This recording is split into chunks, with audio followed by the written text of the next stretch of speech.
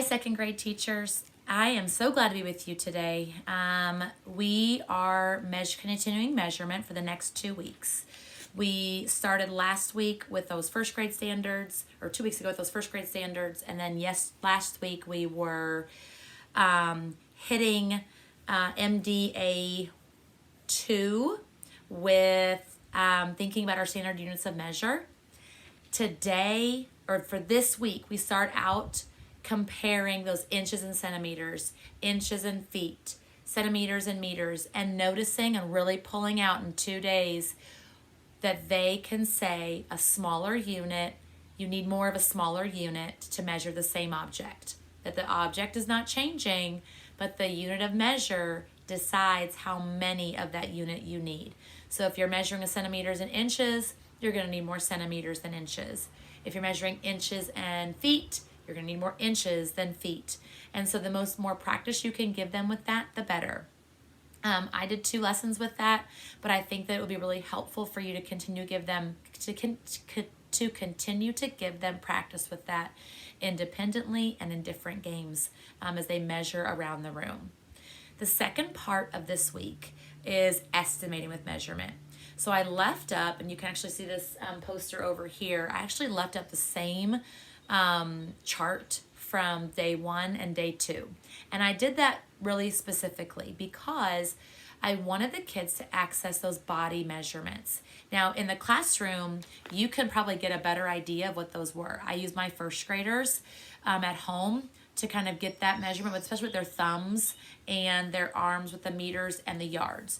You don't need to use the meters and the yards quite as much, but I didn't want to leave those off.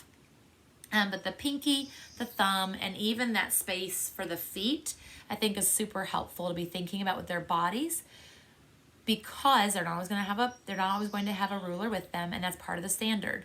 Making an estimate using something that might not be an actual tool. Okay, so we use those body measurements for 2 different days, and then we're using different objects to make an estimation later. And you probably will notice in that third launch, or that third problem that I posed, for kids to be thinking about a reasonable estimate or a reasonable actual measurement. And actually, from the book, I pulled this out, but somebody doing an estimated measurement and then an actual measurement, and really wanting the kids to pull out which one was more reasonable and why.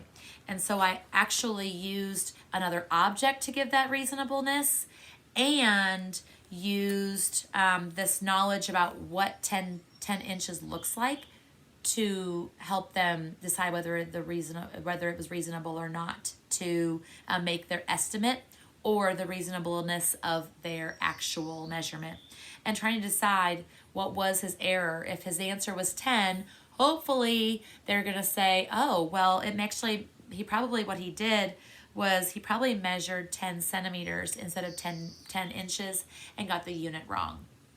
That's kind of what we're shooting for with that. So with those standards, really stretching out, comparing the units for the first part of this week, and then estimating with the second part, and thinking about that reasonableness, getting as close of estimation as possible, and being very precise with those measurements. Next week, we'll start getting into comparing measurements and story problems. So looking at those standards, really stretching that out. This is a 9-day set of lessons, and there are some other tools that we're using as well.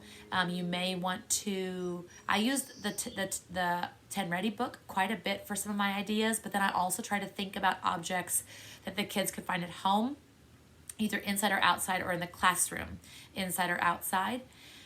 And I would love for them to have just as much practice for independent practice, finding and practicing using those body benchmarks, and then using other tools or other objects to help them measure. That's really what's going to help us get to the core of that standard and being able to estimate with reasonableness. So I hope that measurement goes well for you all. I will put up as many tools as I can to help, but I say when you're getting things ready for your virtual students, giving them as many objects that they can measure as possible, like an unsharpened pencil, giving them some different things that they could actually use to measure and estimate with will be as helpful as possible. And then giving your kids, both at home and virtually, if you've got them, time to practice this skill. They're not going to be able to do it with the lesson itself. They just, and alone and not really understanding it, they're just going to need to practice it on their own, and practice with lots of different objects and lots of different sizes of things. So anyways, good luck. I hope this helps, and I will see you again next week with comparing work and some more story problems.